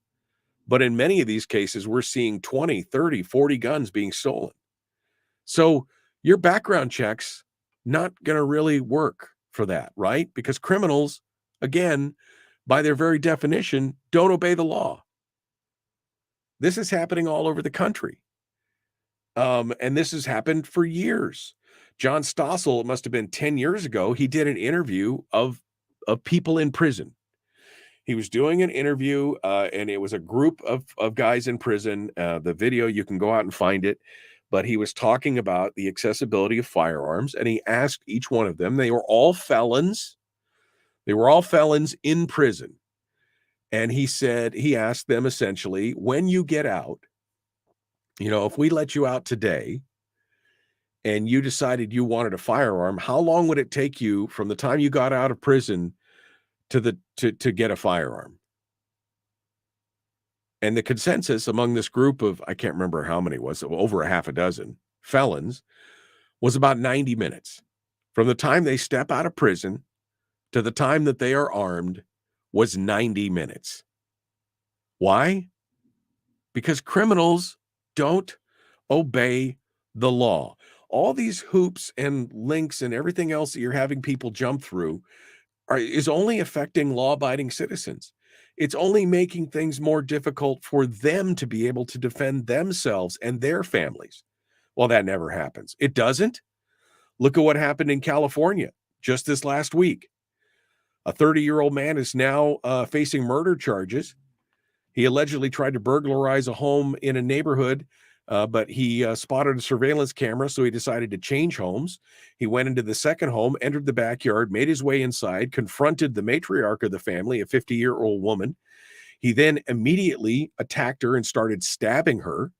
When her 38-year-old son tried to intervene, he turned his knife on him as well and started stabbing him. And it was only when a third family member showed up who was armed and was able to shoot the attacker and hold him at gunpoint that they was able to stop. Now, unfortunately, both the mother and the son died. Both of them died. But there were more family members in the house. And it was only because of a good guy with a gun that you were able to do it. Now, this was in California. I can't imagine how difficult it was to try and get it's hard in California to get a gun. And yet they were able to do it. I mean, you can't tell me, by making it harder for the average law-abiding citizen to be able to defend their family, you can't tell me that makes good common sense. Because again, if they are criminals, they have already decided that they're going to break the law in some way, shape, or form. One more law is not going to stop it. One more law is not going to make it so that all of a sudden they go, I was going to rob this 7-Eleven, but they put a sign on the door that says no guns allowed. And so I think I won't do that. Or I was going to shoot up this school, but I just read that there's a law against having guns on school property, so I'm not going to do that. or I'm going to boost this car, but I just saw an ad about how stealing cars is wrong, and that's going to make me, I had decided to do it, but that's going to change my mind. This is madness, folks. Absolute madness. But this is what we're faced with every day. And although it's not a major campaign issue for many people, I think for my bones, it should be. It should be an important issue. And I will rank Trump in there, even though I'm holding my nose on it because of his previous positions on due process and things like that. But just remember, politicians are not your friends. And yes, even Trump is a politician. All right, we gotta go here. We got more coming up. Willie Waffle's gonna come up and finish up with us. On Monday, we're gonna be joined by Mark Baggage. Guess I should mention that. We'll be back with more right after this, The Michael Duke Show.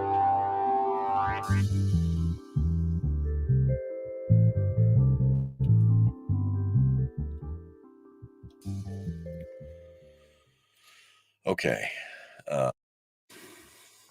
Oof. All right.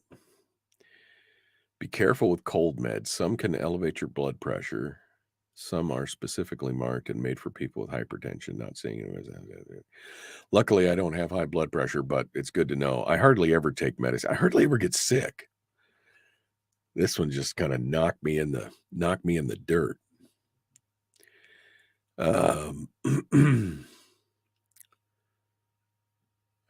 Brian said, I ranked Jill Stein ahead of Harris, if that helps. Yes, it does, in fact. It does help. I don't want my ballot to be exhausted, right? I don't want my ballot to be exhausted. Okay. I am so funny. How am I so funny? What did I do? Did I say Mark? Cold medicine. Nick Baggage. Okay. Yeah, on Tuesdays, my blood pressure is artificially high. A little bit high.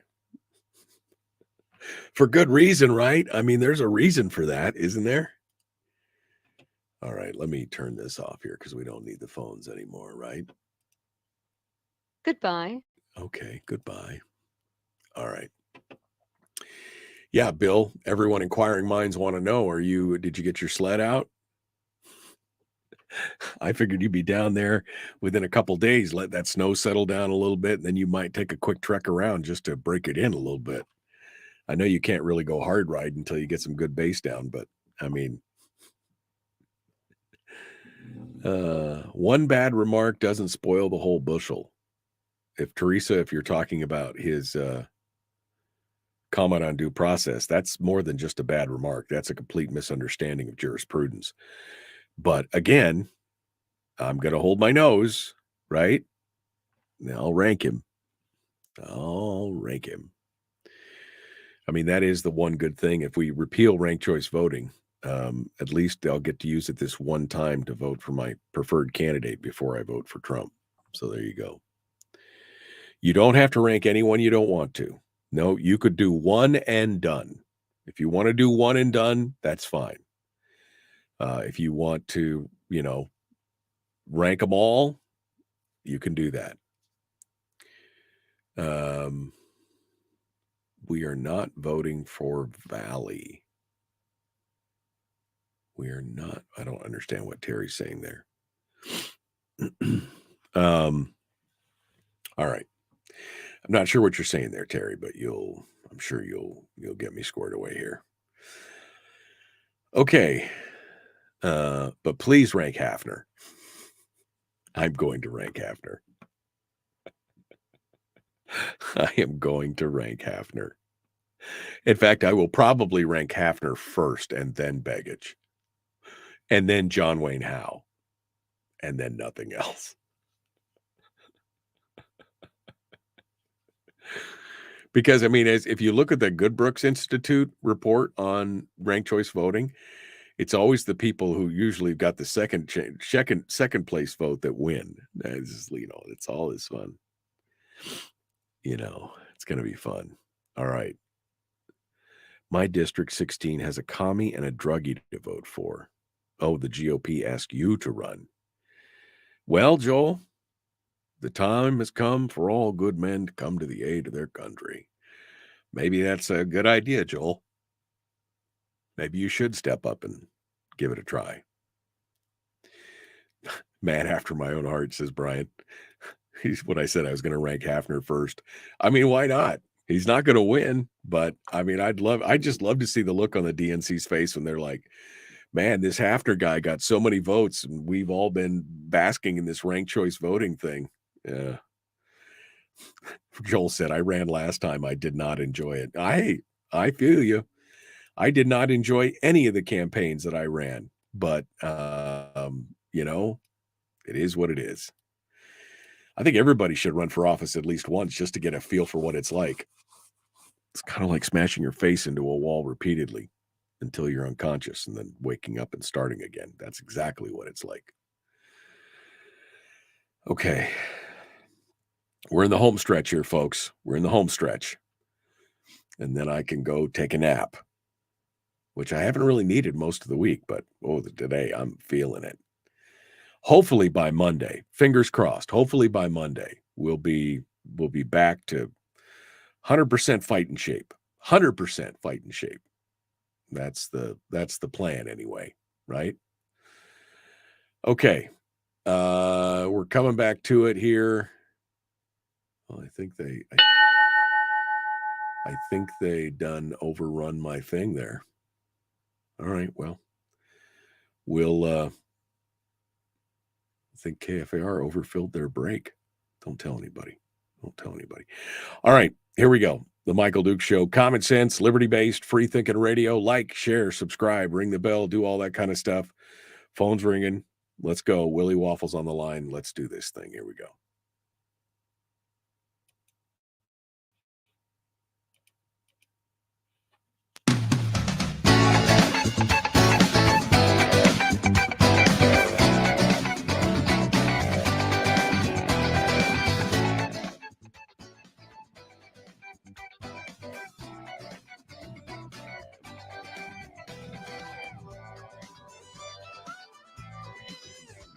All right. Well, it's the weekend, and I'm looking forward to a little sleep.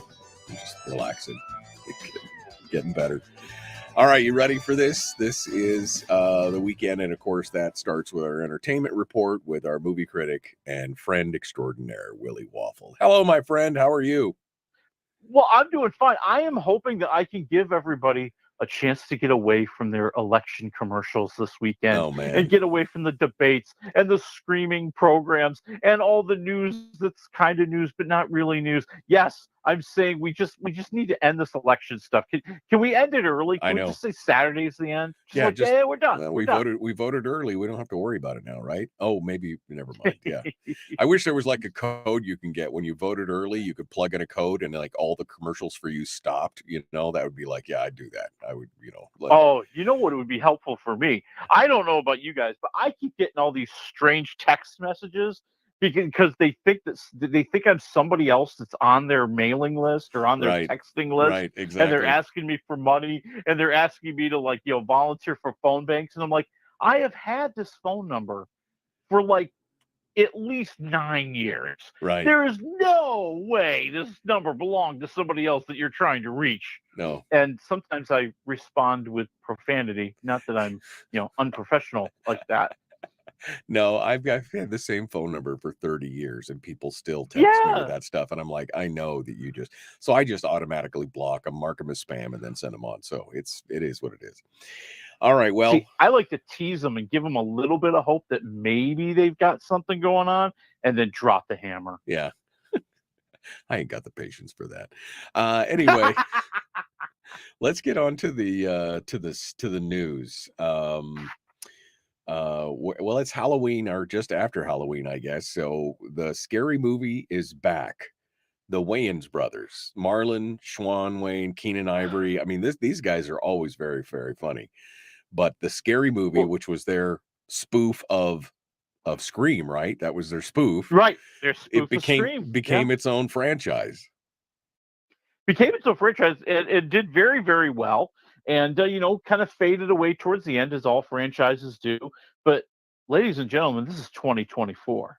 If there is a franchise that was once successful sometime in the last 100 years, we can reboot it, and they're going to reboot Scary Movie. So yeah, Sean and Marlon Wayans, are going to write the movie. Keenan Ivory Wayans, who is a genius as far as I'm concerned, he is going to help write the script and produce it. And they don't know when it's going to come out. They don't know who's going to be in it. They don't know who's going to direct it. But darn it, they're going to do it. And they made sure they announced it the week of Halloween in a desperate attempt to get a little bit of attention. Of course, it's free publicity. Why wouldn't you? I mean, okay, we'll do it. I mean, it may be out in 5 years, but we have to get the buzz going now, right? Oh, absolutely. And I would say I won't go 5 years, but I'll go 2 years. Yeah. I'll go 2 years to get all this going. And the good thing is Anna Faris and Anna Faris is very available, but Regina Hall, who is actually very successful and is now going to be hosting like a game show on Amazon or something, she's harder to get. Good for her. She should hold out for a lot of money. Yeah, hold out for a little more while you're there. I mean, that's the games you play sometimes, so it'll be good. All right, well, we'll be looking out for that, and I suppose I should watch the first two since I've never watched either one of them. But all right, well, that's good. What else we got here? We got George Clooney coming to Broadway. I mean, yes, George Clooney. But it does have the one thing that got me was this is for the Edward R. Murrow Broadway show. Is that what it is? Yeah, so years ago, I make it sound like it was almost 20 years ago. Almost 20 years ago, George Clooney made his directorial debut in the movie Good Luck and Good Night, which was the story of Edward R. Murrow and his big showdown with Senator Joseph McCarthy. And David Strathairn played Edward R. Murrow, and it was a very good movie. It was a very renowned movie. Well, George Clooney looked around and went, "Hey, let me cash in on that again." So, in proof that he does believe the country will survive into next year, yes, they're going to do a Broadway version of Good Luck and Good Night. And it's going to now have George Clooney playing Edward R. Murrow because, he's got some time on his hands. Right. And he and his co-writer Grant Heslov have made a play out of it. They've written that script as well. Right. Okay. Well, I will say that this was my chuckle out of this is that I actually like David Strathairn better than I like George Clooney as an actor. I just think Strathairn, he's got such range. He does some, he's done some cheesy stuff, but he's also done some great stuff. And I love him. And I just find it ironic that he's going to replace with the Oscar-nominated movie, the Oscar-nominated actor, he's going to do it himself. But I mean, it's George Clooney. What else are you going to do when you're rich and have time on your hands? Well, this is the way Broadway is going these days. Let's get a popular franchise, a popular product, and make a Broadway play out of it. And we'll get a big Hollywood star to come in and help sell tickets. I mean, Robert Downey Jr. is doing Broadway right now. Clooney, I could probably think of a couple others if I kind of put my head down to it. But they want to make this a tourist destination that people will travel to New York. They'll spend god awful sums of money for the tickets, and they'll be able to see George Clooney on stage. Okay, well, good for them. I mean, money well spent for them, I guess. That's fine. Let's go over to one of the more crass things that I've been reading. The Simpsons. Now, I know. Again, full disclosure, The Simpsons to me, it's kind of like, it's semi-entertaining. I've watched a few episodes, but it's not something that I will go out of my way to watch kind of thing. But this idea that somehow ESPN and Disney and everybody else, that they're going to try to lure kids into watching football by putting The Simpsons together with the NFL, where they're going to do, I mean, this just offends. First of all, if your kids are watching The Simpsons, you probably should get some more parenting tips, okay? Because The Simpsons, The Simpsons is not a kid's cartoon. It's an adult cartoon. I mean, I don't care what you say. I know there's plenty of people out there. Well, my kids are fun. I'm just like, I would not let my kids watch that. Just like I wouldn't let my kids watch Archer, But anyway, this is the story. So tell me the details here. Yeah. So this is for the NFL game on December 9th. It's going to be a Monday night game. ESPN will have a special alternative broadcast. It'll be on Disney Plus and ESPN Plus and NFL Plus, and they're going to weave in the Simpsons characters into the game as you're watching it. So like Bart's going to show up, I think, like on the Bengals. Homer Simpson's going to show up on the Cowboys. Lisa and Marge are going to be interviewing players. They're going to have Maggie running the Sky Cam. I mean, they're trying to kind of like do this to bring in kids and get them interested in football. But here's the thing that gets me. I see your point. I will raise you one other point. The Simpsons are not popular among kids. Right. It's not like it was back when I was in high school, The Simpsons was the hottest show on the planet. Right. It is not like that anymore. The people who are going to be interested in this are going to be people my age and your age who have watched The Simpsons. And I'm like you. I've faded away. I honestly don't think I've watched it. I don't think I've watched it in at least 15 years. Right. And I used to be a hardcore every week fan, but just over time it lost me.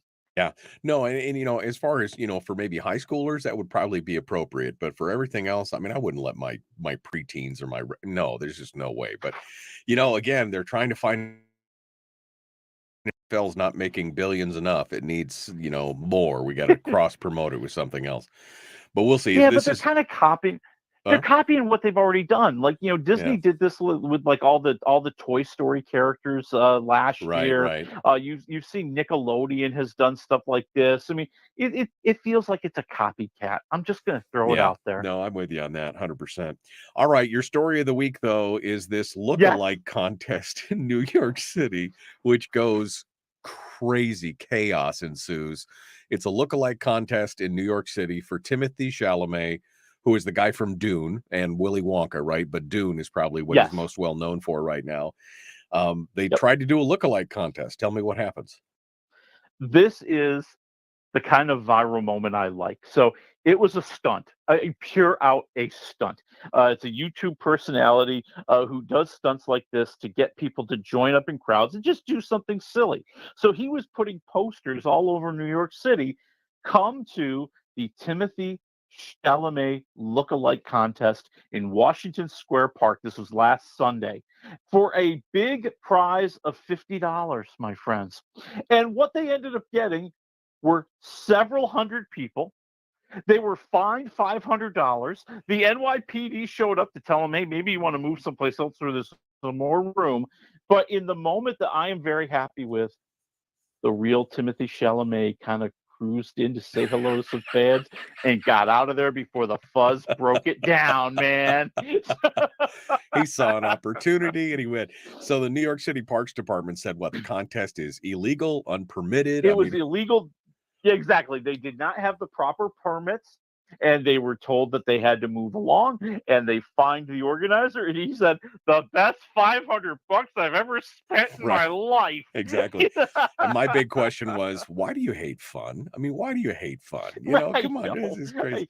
But Chalamet showing stuff like this. Yeah, but Chalamet showing up had to be the best thing ever. I mean, that just had to be super cool. So I love that. That is just like that. That's a guy who gets it. He's like, I'll just swing by. I'll say hello. What reminded me? It reminded me of the classic story of Charlie Chaplin. That there was a time where Charlie Chaplin was the biggest actor in all the world, and they would have these Charlie Chaplin look-alike contests. And he admitted that one time he entered it secretly under a pseudonym, and he came in third. And I was like, that's perfect. That's perfect. Well, I was hoping that this story ended with Timothée Chalamet actually winning the look-alike contest for himself. That would be hilarious. Here's the other thing. How do you know it's really Timothée Chalamet? I mean, they're all lookalikes. Yeah, exactly. I mean, if he told me it was him, I'd be like, okay, sure. Yeah, sure. Okay, let's go ahead and do it. All right. Well, we're running a little long there, so we're down to about 3 or 4 minutes here. I'm going to skip the Wizards of Waverly Place because who cares? Bye. But I do want to talk. We were going to talk about Venom before I decided to take last Friday off, so we can add that to the mix. Okay. But let's do Martha, the Manhattan Alien Abduction, and Venom. Your choice, your dealer's choice. I really want to talk about this Martha documentary on Netflix. Okay, let me tell you something.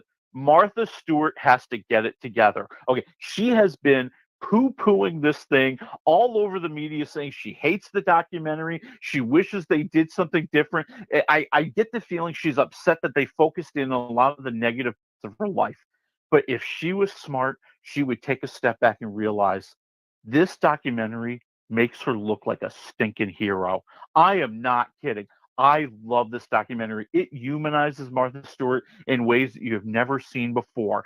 Really talking about her rise, her career, on Wall Street, becoming the ultimate influencer, writing these books about entertaining and cooking and becoming the Martha Stewart that we know. And yes, there's some times across the story where we find out she was a naughty girl, and maybe wasn't all that faithful to her husband, who also wasn't faithful to her. So let's be honest. Right. So that kind of comes up, but and they go into a great detail about the big case in what was, I think it was like 2005, when she was put on trial and found guilty of. She wasn't found guilty of insider trading. She was found guilty of lying about it. Right, And they break down the case, and you realize it was really kind of a flimsy case. And you're going to be surprised at where some of those people who were involved in that case have ended up these days. I'll leave that for you to watch. I think it's a 4 waffle movie. I think it's fantastic. Wow. I loved it. All right. Okay. 4 waffles for Martha then, the Martha Stewart documentary. Dude, we got less than 2 minutes. You choose one, whatever you want to choose. Let's go. All right. Well, let's get here out of the way, because I think a lot of people are seeing the ads for it. This is Tom Hanks and many, many, many others, as we see them living their lives on one patch of land over hundreds of years. And it's based on a graphic novel. So what director Robert Zemeckis does is he tries to give us that one frame the entire movie. We're not moving. Whatever that one frame is focused on, and it's the living room, it's the patch of land where the dinosaurs are, whatever it might be. And that it's a cool idea, but not all that cool of an idea for a movie that needs a lot more movement. Also, it relies heavily on CGI that looks kind of creepy, and I think it needs a lot better writing. I'm at 1 waffle for here. Tom Hanks cannot save it. Oh man. Okay, less than a minute. Okay, Venom. I think all the Venom movies are the personification of loud and pointless. And this final, and they better not be lying to me, this really better be the final one. This proves it. It is a story that is all over the place, because the story doesn't matter. All that matters is they want Venom to get a bunch of one-liners. They want to throw in some special effects. They want to put in some fight scenes, and they want to put in some stuff that goes boom. And I'm at like 1 waffle for Venom. Oh, please, please don't let them do another one. Willie Waffle, wafflemovies.com. We're out of time, folks. We'll see you on Monday with Nick Begich.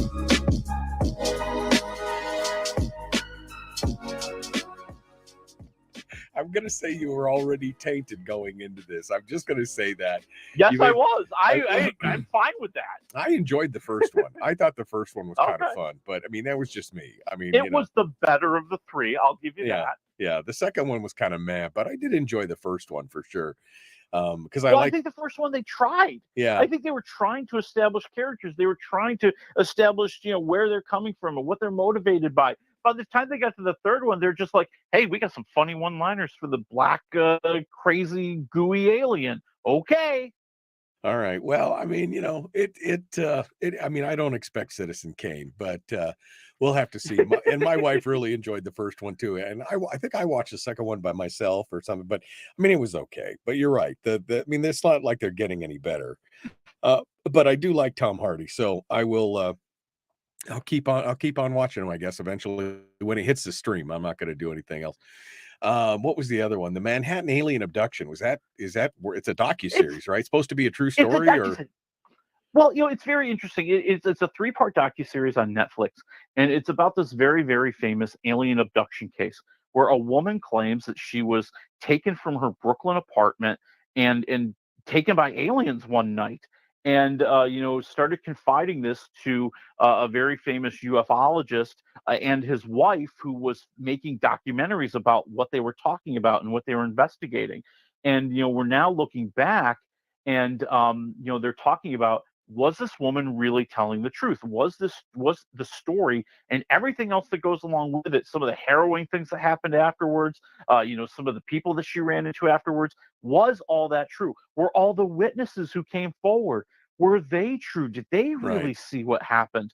And the fight is the wife, who's no longer the wife, isn't so sure that woman was telling the truth. And there's a little bit of a thing going on with a love triangle, and you kind of got to wonder who's motivating what here. I think it's interesting, but there's a lot of filler in this thing. It didn't have to be 3 episodes. It didn't. And each one's like 45 minutes long. It didn't need that much. Just get to the heart of everything and cut through the baloney and go for it. That's how I felt through the whole thing. I'm at like 2.5 waffles. I think it's interesting. I kind of want to see how it ends. I've seen like the first 2 episodes. There's only 1 more to go. It's okay. Okay. Is this the one where she supposedly was floating outside of her apartment building and Yes. supposedly a cop saw her from his patrol car or Yes. something? Okay. Yes, So that's the one. That's the one. If you like, and I do like kind of stories of the weird and this kind of stuff, you should watch, there's a YouTube channel from AJ Gentile. It's called The Y-Files. Okay. And he talks about this specifically, this case and many others, but he comes at it from this really happened. And then about halfway through, he goes, but what really is true? And he breaks it down. And this story, I remember going through some of the stuff like you're talking about. He does a really good, if you ever get a chance, go watch the Y-Files. It is, I watch him religiously. He puts out a new video and I watch it, and he's grown over the last 3 years. He puts out a video now and it gets 2 or 3 million views in like a week now. When I first started watching him, he was getting maybe 100,000 views per, and now it's like millions. But anyway, that's a great, if you want to see this kind of stuff done well, that's who you go see, is the Y-Files. But we'll check it out. All right. Next week, Willie, what do we got? Next week? Oh, what do we have next week? Oh no, there's I'm a quiz. blanking. There's a quiz. I mean, Oh no, it'll be a surprise for everybody. It'll be a surprise. It'll be a surprise for everybody. All right, fine. I see. I know it's something I wanted to see. Yeah. Well, I'm the one on cold medicine here. What's the matter with you, man? Jeez. All right. Well, Willie Waffle, wafflemovies.com. Thank you, my friend. Good to talk with you. We'll see you next week. All right. Oh, the Heretic. That's Heretic. What it is. Okay. All right. The Heretic. Terry will be excited. All right. We'll talk about it next week. Thank you, my friend. Folks, we're out of time. All right. Monday is Nick Begich. We will see you then. Have a good weekend.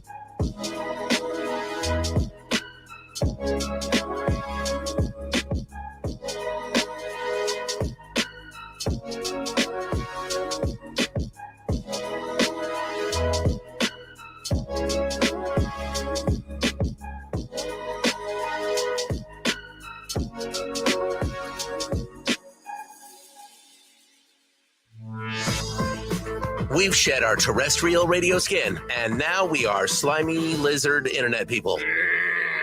It's the Michael Duke Show.